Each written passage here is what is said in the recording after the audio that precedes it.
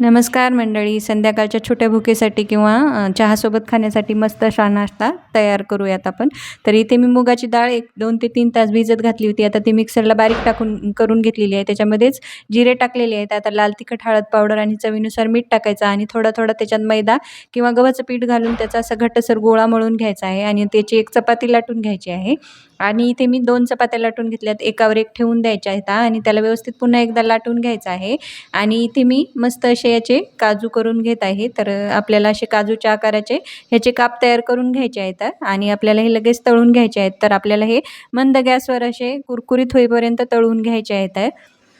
मस्त असे हे छान असे खायला होतात, तेवढेच खरपूस असे होतात आणि मुलांसाठी तुम्ही हे नाश्त्याला देऊ शकता किंवा संध्याकाळच्या छोट्या भुकेसाठी खायला देऊ शकता. तर इथे मी मसाला घेतलेला आहे, चाट मसाला, लाल तिखट आणि मीठ. आता आपल्याला वरतून हे लावून घ्यायचं आहे आणि एका डब्यामध्ये भरून ठेवायचं आहे.